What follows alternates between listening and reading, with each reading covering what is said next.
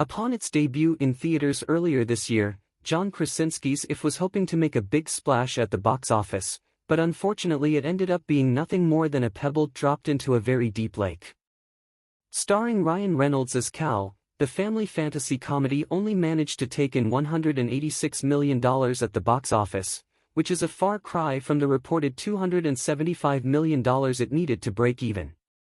They can't all be winners, but thankfully, with the advent of streaming films that might be a box office flop in the eyes of many are finding new life in a big way, and this includes If, per Real Good, which tracks the streaming performance of movies and TV shows across all platforms. If has risen to the top of the charts, becoming the #1 most streamed release for the week of July 11, 2024.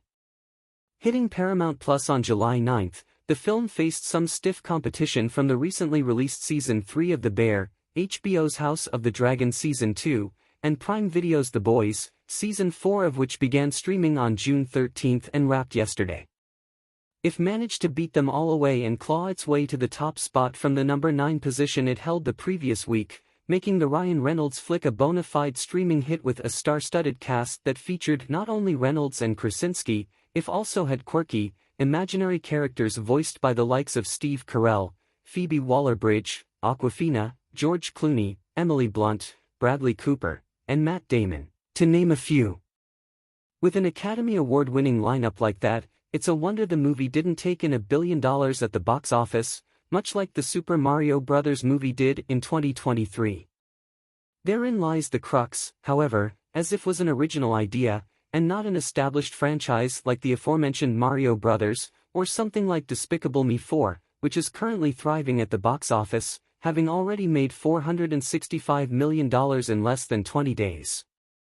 Heck, Inside Out 2 premiered a little over a month ago, and it's already the highest-grossing film of the year with $1.30 billion. Unfortunately, If failed to resonate with critics, and even though it was held in high regard among viewers with an 88% approval rating on Rotten Tomatoes, the film, and its original idea, just couldn't draw in enough people despite the star power behind it.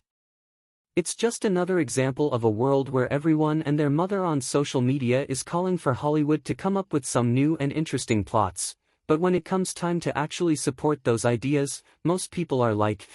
that's not what I meant. Thank goodness for streaming, as movies like If, Jason Statham's The Beekeeper, and TV shows like Bryan Cranston's Your Honor can find their audience to help make them the success they deserve to be. As long as that keeps happening, there's at least still a modicum of hope that Hollywood will continue to invest just a little in fresh, new ideas, rather than relying on sequels, reboots, and reimaginings to fill theaters. If is now streaming on Paramount Plus.